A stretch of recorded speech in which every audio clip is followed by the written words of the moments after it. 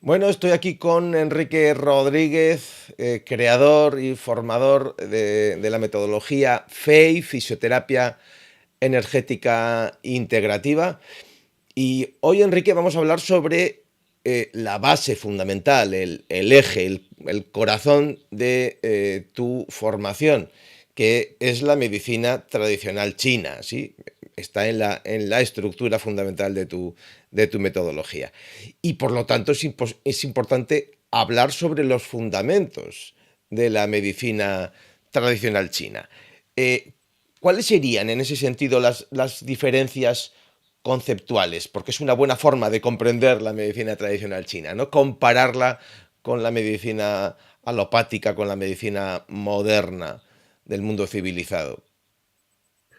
Bueno, la medicina tradicional china, la primera diferencia es que tiene una duración muchísimo mayor que la medicina occidental, tiene 5.000 años y se basa sobre todo en una medicina muy práctica, en una medicina traducida oralmente en la que numerosos autores han ido aportando información y que se basa en el estudio de la naturaleza, el estudio del entorno y aplicar que lo que ocurre en la naturaleza ocurre en el organismo de la misma manera. De tal manera que el método de desarrollo de la medicina occidental, que ha sido bueno, pues el método científico positivista, ha dado sus resultados, pero el fundamento clave de la medicina tradicional china es simplemente la tradición y la observación y aplicar lo que los distintos sabios a través del tiempo han ido viendo en esos entornos naturales a cómo funciona el organismo, partiendo de que el organismo no deja de ser, como los chinos dicen,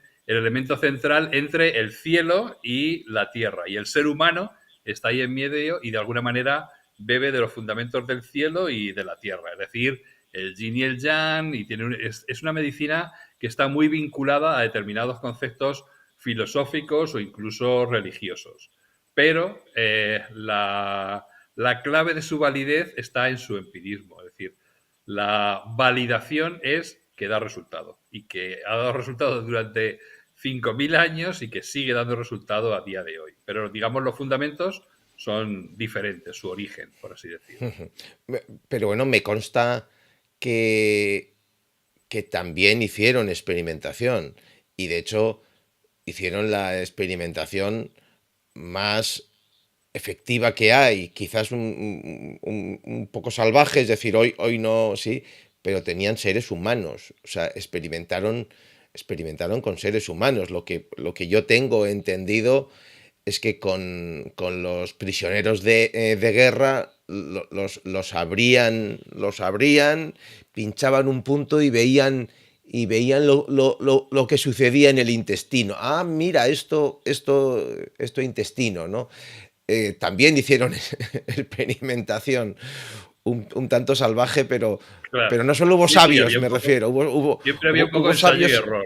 Sí, sí. Sí, sí. Aplicar diferentes cosas. Pensemos que además en la medicina tradicional china, tradicional in situ, digamos, la fitoterapia, el tratamiento en base a sustancias vegetales sobre todo, pero ellos también emplean sustancias de origen animal y sustancias de origen mineral, eh, es más importante para ellos la fitoterapia que incluso que la acupuntura. Y en China hay un conocimiento profundo de la gente sobre qué tomarse en multitud de enfermedades que no son graves. El chino sabe qué tiene que tomar, qué tipo de infusión o qué tipo de preparación tiene que tomar. Pero y ahí voy, que el llegar a realmente, no sé si tengo un resfriado, cuál es la planta o el conjunto de plantas, porque suelen ser las prescripciones suelen llevar distintas, como se dice, distintas materias, pues bueno, es un poco experimentación en base a ensayo y error. Hay un cierto razonamiento, pero luego, bueno, han probado durante miles de años distintas soluciones y han llegado, lógicamente, al convencimiento de cuáles son las más efectivas en base a esa experimentación, pero que en muchos casos, y sobre todo en el mundo antiguo, no era una experimentación científica como la que puede tener lugar para la aprobación de un fármaco en el siglo XXI, claro. Y en ese sentido, más allá obviamente de todas las diferencias filosóficas de partida, ¿no? Que podríamos hablar mucho, ¿no? Sobre cuál es la filosofía de partida de la medicina tradicional china y la filosofía de partida de la medicina occidental, ¿no? ¿Cuál es el elemento clave, el nuclear dentro de la medicina tradicional china? Pues mira, Íñigo, el elemento clave fundamental que diferencia la medicina tradicional china de la medicina occidental es que en Occidente los tratados de medicina hablan de las patologías. Entonces, un tratado de dermatología habla de cómo tratas la psoriasis o un eczema, o un tratado de traumatología habla del tratamiento de las fracturas, de tal. En medicina tradicional china no hay abordaje de patologías, hay abordaje de pacientes. De tal manera que el síntoma por el que el paciente llega a la consulta no es especialmente relevante y es a través de un diagnóstico profundo con lo que el terapeuta, el médico chino o el terapeuta que esté abordando a ese paciente, llega a entender el síndrome que hace que ese paciente presente ese síntoma. De tal manera que, por poner un ejemplo gráfico, una úlcera de estómago en Occidente se trata con el mismo fármaco a todos los pacientes. Habrá una dosificación diferente, pero básicamente se trata igual.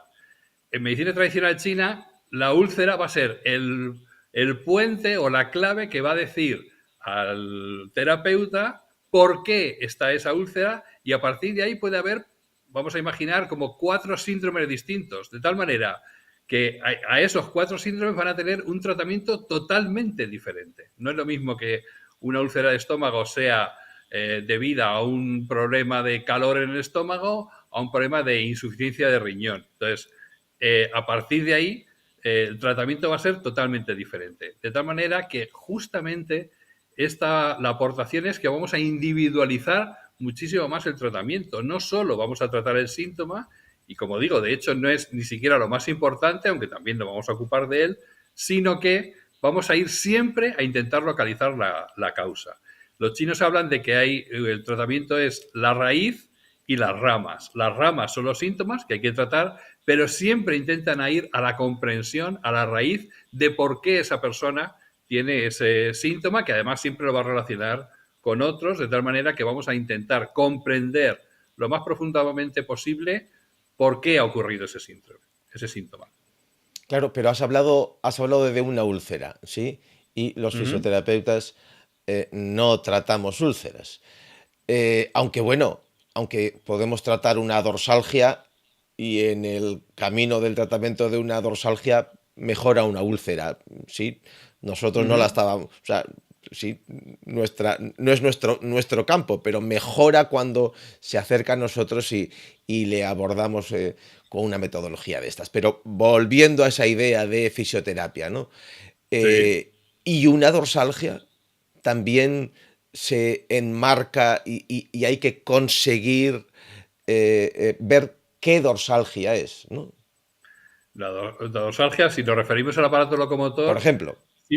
simplemente, en general, hay patologías que son por exceso y otras por insuficiencia. Entonces, tú puedes tener un dolor en la zona dorsal, tanto por un exceso en algún órgano, en alguna víscera, como por una deficiencia. De tal manera que el tratamiento, en algunos casos, si tienes una deficiencia, va a ser tonificar esa víscera, ese órgano, que va a tener como consecuencia la mejora de la dorsalgia, mientras que es un caso de exceso, va a haber que sedar ese órgano, esa víscera, y el resultado finalmente va a ser también la disminución de ese dolor. Pero en principio, lo que intentamos, como digo, es siempre saber cómo se relaciona el síntoma que tiene el paciente con cómo tenemos que solucionarlo. Por ejemplo, los síndromes reumáticos generales, que se llama síndrome B en medicina tradicional china, hay síndromes por viento y al final va a haber padecimiento articular, ¿no? Va a haber artrosis, artritis, pero unas son, desde la medicina china se dice que son síndrome B caliente, síndrome B frío, síndrome B por viento, e independientemente de que en todos va a haber dolor articular, en unos va a haber que expulsar viento, en otros va a haber que calentar, en otros va a haber que enfriar, y esa es la clave y el elemento diferenciador de la medicina tradicional china que lo hace tan maravilloso poder compatibilizar con la fisioterapia, claro. Y eso se va a traducir, supongo, si tú has determinado que esa patología del aparato locomotor tiene que ver con frío, va a determinar también un tratamiento de fitoterapia, un tratamiento de alimentación e incluso, supongo, un abordaje psicoemocional y un input psicoemocional que va a ser distinto a si el problema es por calor, a si el problema es por... ¿Sí? ¿Es así? Efectivamente, al final tenemos que llegar a un tratamiento que aborde el síntoma, por supuesto, pero finalmente, por eso en fisioterapia energética integrativa damos tantísima importancia al diagnóstico y de hecho en la primera sesión normalmente vamos a diagnosticar y va a ser la sesión más larga seguramente de todo el tratamiento porque tenemos que saber todo. Cuando algo es muy crónico, evidentemente cuando algo es muy crónico, si alguien viene con un esguince de tobillo que se hizo ayer, pues no vamos a entrar en profundidades. Pero cuando algo es muy crónico y ya ha pasado por 8 terapeutas más, el proceso diagnóstico tiene que ser súper completo y en concreto la anamnesis siempre va a ser global. De tal manera que aunque alguien venga con un problema del aparato locomotor, al final vamos a preguntar por todos sus sistemas, por su sistema digestivo, por su sistema respiratorio, circulatorio, por su sistema nervioso, de tal manera que haciéndonos a la idea de cómo se relacionan esos sistemas, vamos a saber de cuál es el origen del problema y a partir de ahí tratarlo. La potencia que tiene esto es que el potencial preventivo y el ir a la raíz, todo esto en el fondo viene porque al final como fisioterapeutas tenemos muchas recidivas. Solucionamos el problema, pero el paciente vuelve y vuelve. Con ese tipo de abordaje global, lo que nos permite es emprender una serie de acciones no solo terapéuticas, sino también preventivas de cara a mejorar la salud del paciente y que esas recidivas sean mucho menores, porque al final también tanto nosotros como terapeutas como el propio paciente entiende los porqués y a partir de ahí se puede prevenir todo mucho más, de manera mucho más efectiva. Muy bien.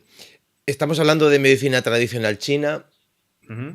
Vamos a decir que muchas personas, muchos profesionales que puedan estar viendo esta charla siguen pensando que está dentro del mundo de las yuyuterapias, ¿sí? De lo no demostrado, ¿sí? ¿Qué les dirías? Digo, porque me consta que hay cierta evidencia ya, ¿no? Bueno, no hay cierta evidencia, hay evidencia aplastante. Yo creo que eso hace, además, claro, es la producción científica actual sobre las técnicas de la medicina tradicional china es tan brutal y tan progresiva y está viendo tal despliegue que realmente ya el sostener a día de hoy que no hay evidencias de la acupuntura, en concreto de la acupuntura, es una de dos, o no están enterados o no quererse enterar o ser malintencionado. Yo no voy a entrar cada cual en por qué mantiene eso, pero obviamente es una falsedad absoluta. La acupuntura ha demostrado, además no solo ahora, sino desde hace muchísimo tiempo, evidencia, por supuesto, siempre en determinadas patologías, pero o sea, no hay panaceas, no sirve para nada, sirve para todo, pero a día de hoy hay muchísimos estudios científicos y yo invito, siempre digo lo mismo, no me crea a mí, entre en PubMed y mírelo por sí mismo, ponga que la persona escriba acupuncture y treatment y va a ver la cantidad de producción científica que hay, por supuesto a nivel de metaanálisis, revisiones sistemáticas, etcétera. Entonces, es tal el despliegue en ese sentido que no hay ninguna duda de que la acupuntura a día de hoy tiene una validez científica tremenda. Una curiosidad, yo recibo cada mes de la base de datos Pedro, que es de fisioterapia, y siempre hay 3, 4, 5 artículos sobre acupuntura. Es decir, el interés actual de la fisioterapia sobre la acupuntura es brutal a nivel mundial, con lo cual yo creo que eso ya está de verdad fuera de toda duda. De hecho, una institución tan prestigiosa, yo lo de respetable lo voy a poner entre comillas, pero sí respetada, sí, y prestigiosa como es la OMS, creo que tiene algo que decir sobre la acupuntura, ¿no? Y lo lleva tiempo diciendo. Sí, la Organización Mundial de la Salud lleva documentando la evidencia científica de la acupuntura desde hace un montón de años, como digo, en determinadas patologías. Y lo que ha desarrollado, ya más allá de de la acupuntura es una estrategia de implementación de las terapias naturales. Es decir, mira, en el top de la evidencia científica de cualquier terapia natural está la acupuntura muy alta. Pero la OMS no solo refrenda el uso de la acupuntura, sino que las terapias tradicionales naturales lo que aconseja y tiene una estrategia desarrollada al respecto es la implementación de esos sistemas dentro del Sistema Nacional de Salud de los países. O sea, no como algo, fuera del sistema a lo que la gente pueda acudir, sino que lo que insta es a integrar las terapias tradicionales y naturales dentro de los sistemas públicos de salud. Mayor refrendo no puede haber. Y con respecto a la evidencia, ahora se me viene a la mente, hace no muchos años dieron el premio Nobel de Medicina a una médica, Tou Yuyu, de una médica tradicional china ya emérita, por el tratamiento de la malaria con la planta Artemisa. Y le dieron el premio Nobel y además llegó a eso a través de la lectura de un documento de medicina muy antiguo. Es decir, la evidencia científica de la medicina tradicional china está más que conseguida. Eso sí, lo que sí se está trabajando mucho es en tratar de saber los mecanismos de acción de las distintas técnicas y por qué funcionan. O sea, que funcionan está fuera de toda duda. Y que funcionan me refiero con estudios, con doble ciego, etcétera, etcétera. Es muy fácil. Simplemente en los casos de estudios de acupuntura se puntura en los puntos adecuados y a otros pacientes en el grupo control se le puntura también en puntos que no son los adecuados. Y lo que se demuestra en la mayoría de los casos, aunque como en todas las investigaciones, también en otras, no en todos los estudios se llega, pero en muchos sí, que el grupo que le han pinchado en los puntos de acupuntura tiene una mejoría mayor que al que le han pinchado en zonas que no tienen nada que ver. Y una última pregunta. En tu formación, sí, ¿cuánto ocupa la medicina tradicional china? ¿Un 80, un 90, un 70? Dentro de la formación de FEI. Sí. No, un 80 o un 90, yo diría, qué buena pregunta, puede ser un 60, porque en el primer módulo no hay nada, luego en los módulos 2 y 3 van totalmente concentrados, y luego en el diagnóstico y el tratamiento pues también hay, pero hay muchos más elementos para integrar.